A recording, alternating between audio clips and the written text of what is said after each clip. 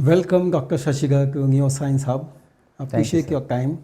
Can you tell our viewers how this happened? Like, how did you join homeopathic science? My personal inspiration is that when I was around 4 or 5 years of age, I was suffering from skin problems. So it was very chronic, and every seasonal time during the summers I used to have boils all over my body, and I did suffer from sinusitis and chronic cold. So these were the symptoms which were difficult to treat. So that was the time when my dad introduced me to homeopathy, and soon I came out of it, and till now I can say that I never suffered from those symptoms of skin, and even my cold has vanished. Like today I can have ice creams in the midnight, or I can completely get drenched in rainy season and I don't get cold. So that was a great benefit of homeopathy, and since early childhood when I got introduced to it, so naturally the tendency was to move towards this science. Okay, that was very encouraging. Can you tell us the science behind this homeopathy? Yes. So homeopathy is basically based on a principle called similia similibus curantur. That means likes cure likes. So it means that based on this principle, it means that when we give homeopathic medicines, they are capable of producing the same symptoms which we want to treat in a diseased person. So based on that theory, we give medicines on a holistic basis. That means we take care of all the symptoms, including the mind and the emotions and the physical symptoms. And based on that, when we give select medicines, they work wonderful. So it almost becomes like a science which is customized. It's a customized healing, you can see. Only thing is, the difficult part is to have a very detailed case taking, so that we can come to a medicine which almost comes very near to the disease picture that we get from the patient. So sometimes in the first consultation, the patient may not be revealing all the symptoms. So it takes time initially in the first 2-3 weeks just to assess the patient's condition, and then once we know the symptomatology and the whole the disease picture, then we can keep selecting medicines based on the changes of symptoms, and soon, if especially if it is a chronic disease, it can be very wonderful, because we remove the tendencies also, and they don't then repeat, or they don't, there is nothing like remission here. It's almost nearest to healing or complete cure in most of the cases. Of course, there will be some diseases where we may not have full clarity, so it may take much more longer time. How does it differ from the conventional medicines or allopathic? Yes, when it is concerned with homeopathy, we are more focused on the patient and his symptoms and the chronology in which the symptoms come up, so that once we know the complete, or we say the whole picture of the disease and its chronology, then we can select medicines accordingly and then treat. Whereas in other science, they treat basically the symptoms, so most of the times, and it is like you treat symptoms of cold, so they have a generic symptoms, like they have anti-allergic medicines, or if anti-inflammatory. So they give medicines which they antagonize those symptoms, or they overcome those symptoms. But then in homeopathy, we try to see the patient as a whole, and we are not so bothered about, that is why we are not bothered about the diagnosis of the patient. of the disease. Of course, diagnosis and other things are also important in the sense to know the prognosis of the disease. So it is also helpful. Investigations and other things are also important, because these are the parameters where every doctor can make use of the latest technology and investigation methodology. All these, they definitely help us also. But basically we are more concerned with the patient and his symptoms, and whether we are assessing the symptoms in a proper way, so that we can select a medicine which suits to the patient, so that we can remove the symptoms from its root cause, or we try to see if there is any root cause for the disease. So are we talking of a personalized medicine here? Of course, yes. Yes, Okay. it is a kind of a personalized medicine. That is because, for example, I can tell, if there are 10 people with headache, so we don't give medicines, specific medicines for headache.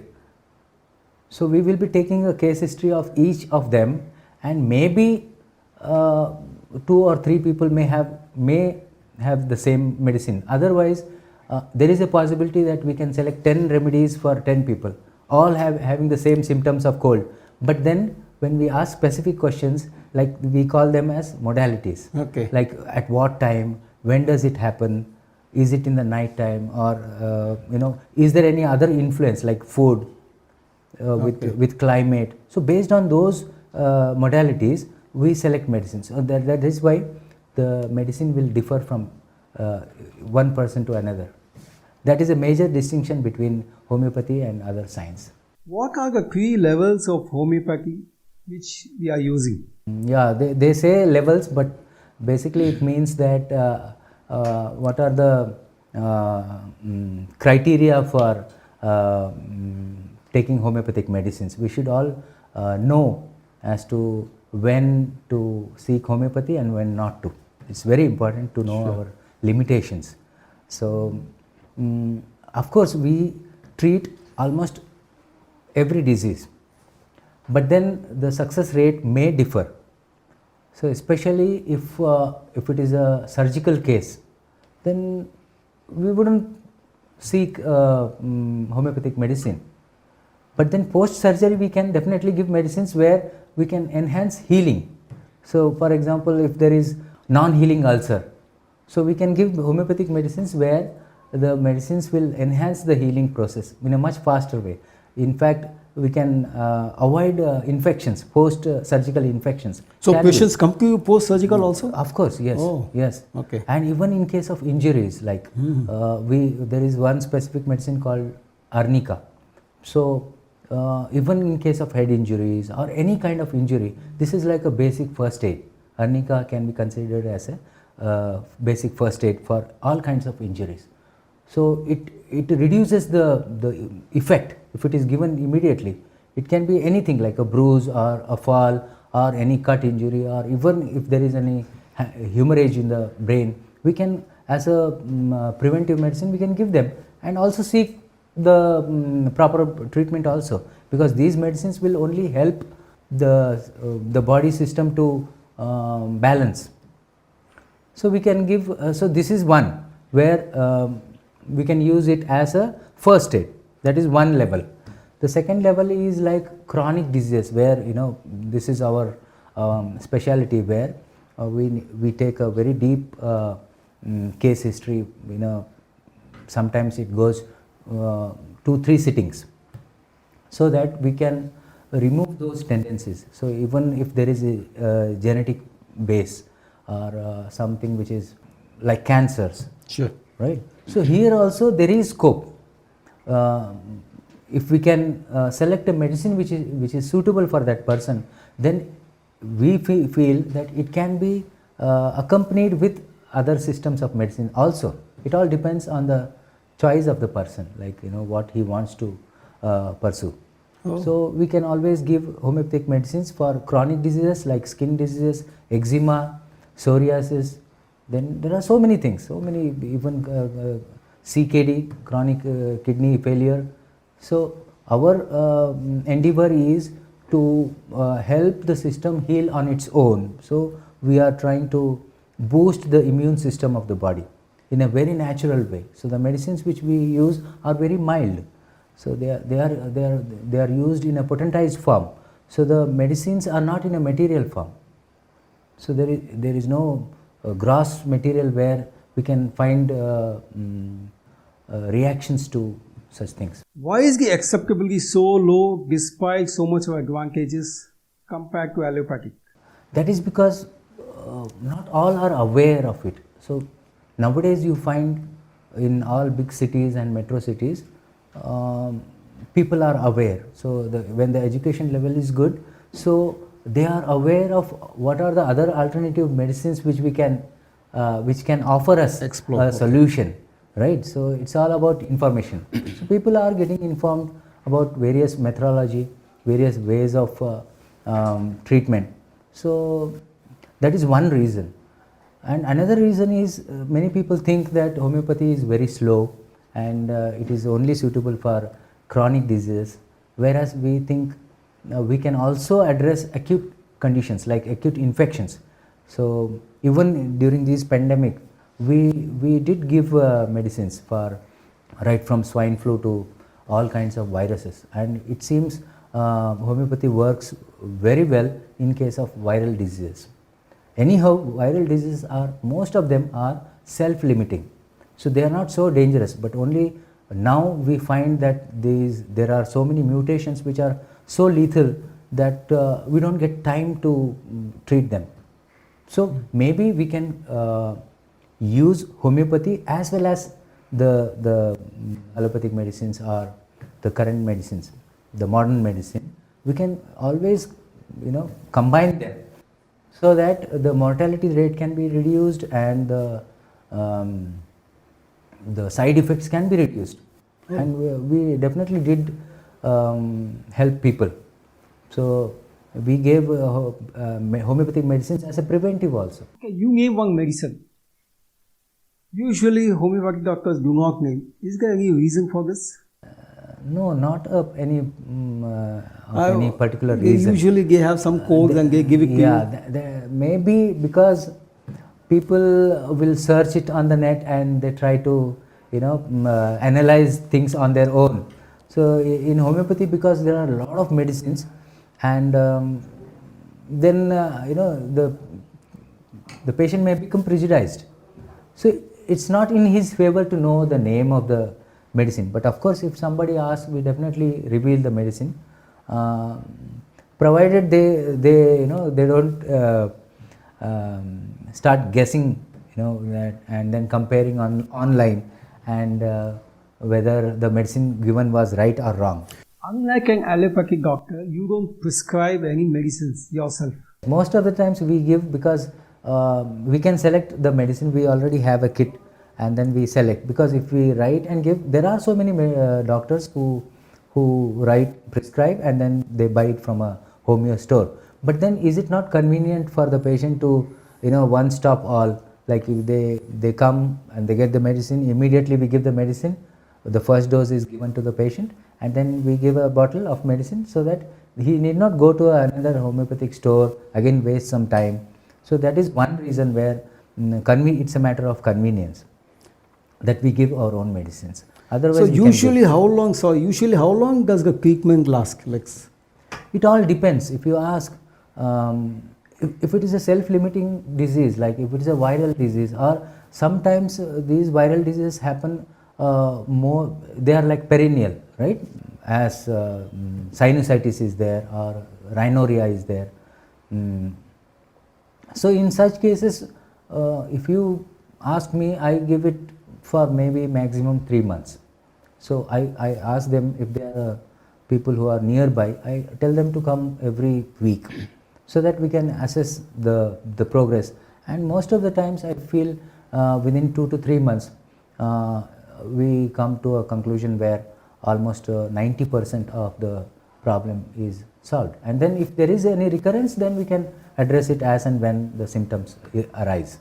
Suppose a patient is on allopathic medicine, can he concurrently take homeopathy? Is there any side effects? They can take homeopathic medicines. because they are very mild medicines. Only thing is we suggest that they take these homeopathic medicines with a gap, I mean half an hour of gap if they are taking any even food. So we say to avoid even food and any other medicine, because these medicines being mild may not be so effective. So we need to give some time for the medicine to act. So usually we give it sublingually, or a drop or a few pills to be kept under the tongue, and then the next half an hour we shouldn't take anything. But then they can always be given with any other medicine. But mostly if they are very strong medicines, then we say to avoid homeopathic medicines, because they may not work. It is not that the homeopathic medicines may cause any interaction or any have any adverse effects. No, they don't have that. What is the success rate in India? See, it is the second most popular medicine system in India. Of course, Ayurveda also is really good. So in case of alternative medicines available to citizens in India, homeopathy and Ayurveda are really good. Then there are other medicines also, like they have Unani and Siddha.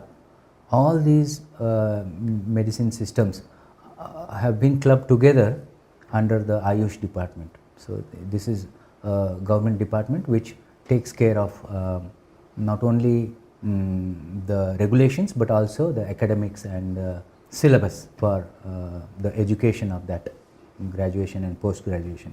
So everything has been systematically done in India. So that is why in India you find homeopathy and Ayurveda are also flourishing. Oh, good to hear. So talking of Ayush became popular after COVID-19. How does homeopathy fit in? Did government ask the doctors to join them? Yes, as a department they had given some notifications or suggestions that people can take a particular medicine for COVID as a preventive. So even they had communication with all the homeopaths and all those who are into research in homeopathy. They also talked and came to a conclusion that we can give in this pandemic. It was arsenic alb, so it is called as a genus epidemicus. So this was selected based on the overall symptomatology of this particular virus. So it may change every time. If there is a mutation and if we find some other symptoms, maybe collectively they can assess and then select a medicine. But as an individual homeopath, we can always select a medicine based on the symptomatology, like as I said, totality of symptoms. So that flexibility is always there. So one where the Ayush department recognized that arsenic alb can be given, and even they prescribed the dosage and how to give, how much to give, and what precautions to be taken, and in case something worse happens, then what to be done. So it was all there was an integration of structure. All the yes. So even some people who want Ayurveda, they were taking Ayurvedic medicines. So patients came to you during COVID peak time also? Yes, some people did come, but I used to give preventive medicines to thousands of people. I gave free. I distributed free homeopathic medicines. Oh. So this was arsenic alb. So I used to make small bottles, 4 to 5 pills for 2 to 3 days. So and then it can be repeated every week or every 15 days, depending on the situation. So we did help people to recover from the pandemic. So it was effective, but the database or the how much effective it was during pandemic, that needs to be studied by the Ayush department, and maybe they will come out with a statistics as to how much it helped. Don't you think Ayush is overlapping with others like Ayurveda, Unani and all? There might be some overlapping, because basically, see, the source of medicines will be some or the other material, like a plant based on plant kingdom or animal resource or something. So even for that matter, even modern medicine, they derive their medicines from somewhere, from some material. right? So there will be overlapping, but how you use those medicines in homeopathy, we use those medicines in a refined way. So that is we call as potentization. So the medicines are diluted to an extent where almost the medicines are negligible, but then we negate the side effects or the drastic adverse effects of those medicines. That is one advantage of using homeopathic medicines, where we almost negate the side effects of any of those medicines. So you've been selling homeopathy very well. Tell me, I'm a hardcore modern medicine person. In 3 points, can you sell me homeopathy? See, the basic foundation of homeopathy is similarity. So when we say, when we give medicines, okay, these are medicines which are proven on healthy human beings. So the medicines which have the capacity or the capability to produce those symptoms of a particular disease picture, when we select those medicines and give to the patient, so it enhances the immune system, it boosts the immune system. So the dosage required is minimum, and we empower the system. So what happens is the healing has to happen naturally, whichever system it is, whether it is modern medicine or the intention behind treatment is to enhance our own immune system to heal on its own. We will give sufficient support from as a medicine. That is the funda or the fundamental behind any kind of treatment. So that it should be minimum, it should be specific, it should be customized, so that we can give faster relief and at the same time avoid the side effects. So the endeavor is the same for everyone, any system of medicine, whether it is Ayurveda or modern medicine or Siddha, Unani, all this. So they are also refining their own systems, like in Unani or even in Ayurveda, they are doing a lot of research. Now you can find Ayurvedic medicines in a bottle, in a capsule, in a tablet. Earlier days, if you go back 50 years back, maybe 100 years back, they were using those powders, so which were very bitter in taste. So the compliance was not good. So once those medicines were packaged in a good way, so people started taking Ayurveda also. They started liking, because it was easy to take them. So similarly in Siddha and Unani medicines also, they have refined these medicines where it is easy to take even for children. So the next generation of children would like to become doctors, and for them this is a very good media for them. So what do you suggest, like how do we go about and what are the avenues for them? Yes. See, it all depends on the attitude and the aptitude of the children. Today we have counseling for children. So it has been a more streamlined process for any higher education or even graduation. So people who want to pursue homeopathy, so they should be passionate about it. They should be introduced to homeopathy, because if they want to become a homeopath or a Ayurvedic doctor or even any dentist, anything, today they have even in the schools, they do counseling, so that they can suggest which science to take, and based on their aptitude. So and then there are competitive exams even for homeopathy also, even post graduation level also they have all India level examinations, and also at the state level. So they can always choose homeopathy if they are passionate, or if they want to pursue, they can go for higher education also in the same stream. Like you have MD in then there are many subjects in homeopathy, like you can take materia medica, repertory. There are again subjects where they can pursue higher education also. So this is available in almost all parts everywhere of India? in India. All the universities, they do provide education in alternative medicines, and it has been regularized now.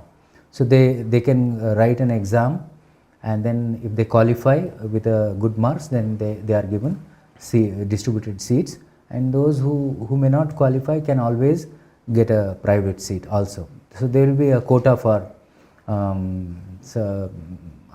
people who may not score good in competitive exams, but there will be minimum Sure. marks Sure. which are required. So they can always. And this is also managed by Ayush? Ayush is